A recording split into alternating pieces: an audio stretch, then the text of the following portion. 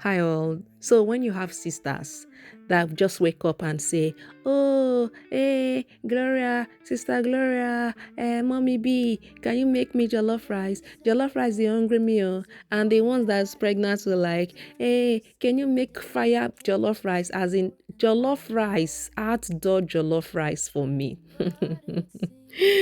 Hey, when they have chef, they do not pay salary. Well, not too much like this.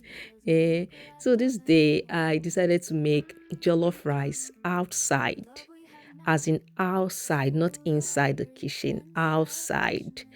And so this is a different type of jollof rice. It's called fried jollof rice. I mean, just a fried jollof rice.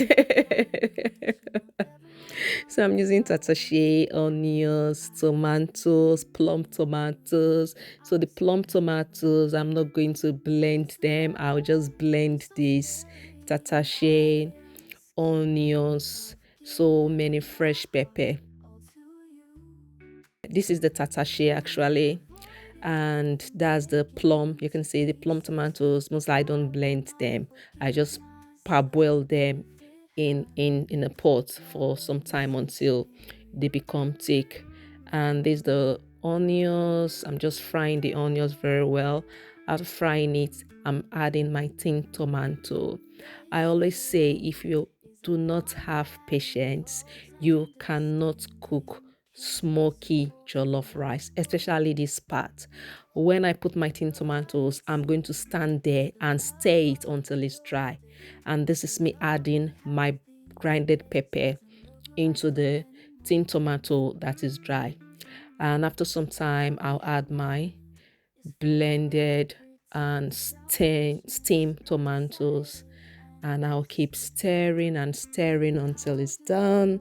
And this is the outdoor cooking time for those people that want smoky jollof rice. So, and this is it. So my husband helped me to set up the outdoor cooking eganga. We call it eganga. So this is my washed rice with salt, raw salt, just to make sure I remove any starch from it. I washed with cold water. I always wash my rice with cold water.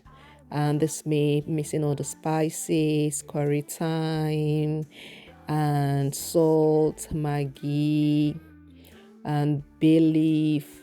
Cover with this half foil paper after turning it, and this is the interesting part. It's done.